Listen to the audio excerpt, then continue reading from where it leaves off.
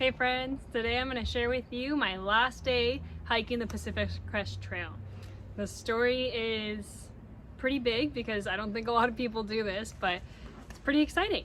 So my last day on trail, I was hiking with my partner, known as the Milkman, and we took a day off before that last day to gather our energy, prepare all our food, because what we were doing was the 24-hour challenge. This is huge. Not everybody decides to do it on trail, and when they do, you know, some succeed and some don't, and that all depends on what your goal was and what it wasn't. So we decided we were going to try to hike 72 miles in 24 hours.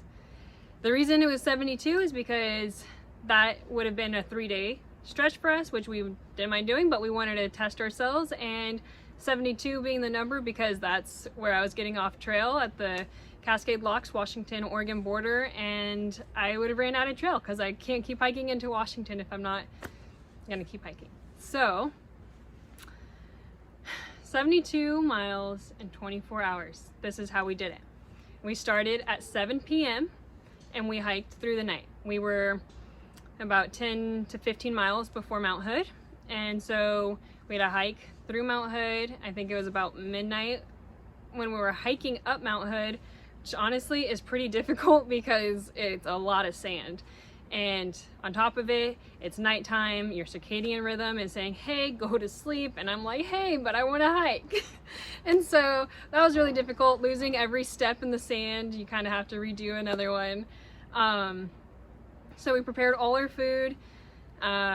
I had little taco wraps ready with the tuna fish in them already in the Ziploc, so then I can just pull them out and eat. I have a fanny pack when I hike, so then I had all my bars in there and a lot of extra food, and we only carried the food that we needed for the 72 miles because we're getting off trail, so we made sure in advance to eat everything or to not carry anything extra. We took 3 breaks, and all of these were at a water source, and all of these were to refill our waters and to refuel ourselves. So we would eat and filter our waters here. I think our longest break was about 20 minutes, and that was going over 10 minutes because we were only giving ourselves 10 minutes for each break. Just really pushing it.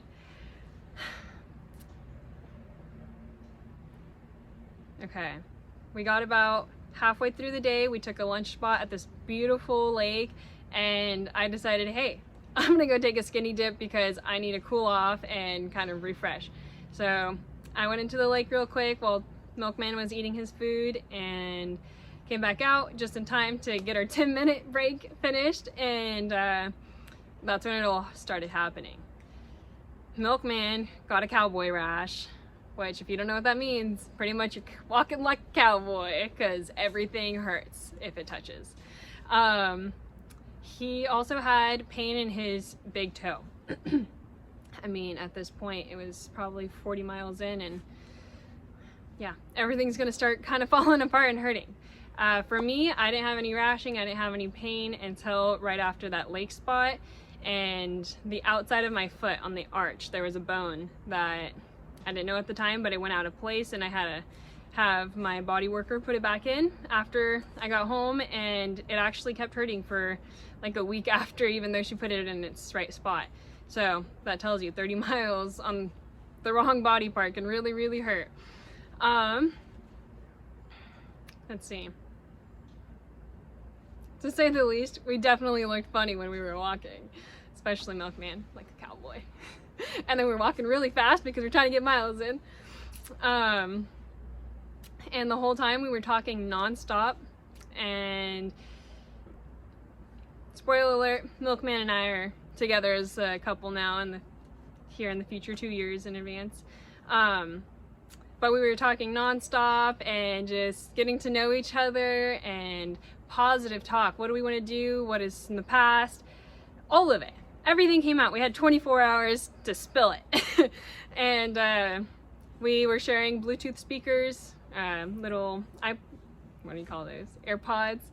And so we were listening to the same music at the same time, which was fun. We were singing along, and oh my gosh, the best part, there were huckleberries everywhere. And poor milkman. He was the one keeping the pace because usually I keep the pace, but I'm a little faster than him, so to stay on a proper pace, I would stay behind him. But I would stop and eat all the huckleberries, get a handful, and then I'd run to catch up because he was keeping the pace for the day. And then I would share some huckleberries with him, but you get really good at picking huckleberries on the side and you're like, oh, just under that leaf and under this leaf, and it's awesome. By the end of the day, our hands were purple. To say the least, this entire experience was minimum 90% mental. And having a good partner like Milkman was crucial, because if I'd had another partner that was just lagging and hating on the day and, you know, complaining and complaining, oh, my feet hurt. Okay, we're all in pain. We know it. We don't need to hear it thousands of times. Either we stop or we don't. And so we were a really good pair because we were both able to keep our complaining to a minimum. It's not even complaining. It's like observation. Hey, my foot hurts. That's it. And we'd keep on hiking. And it was beautiful. And the end was at, right before Cascade Locks, we veered off and there's a little waterfall there, about 0.5 up. And so we were able to get there. So the total time was 23.5 hours because we ran out of trail. And then the total mileage was 72.5 because the half mile to the waterfall. But it was such a beautiful finishing line to come up on this waterfall and just get all the negative ions and absorb them and pretty much go to sleep because that's all we wanted to do after that long day. And that was it. If you guys have any questions, please post them in the comments and maybe I'll make a video based off of this. So namaste, have a beautiful day.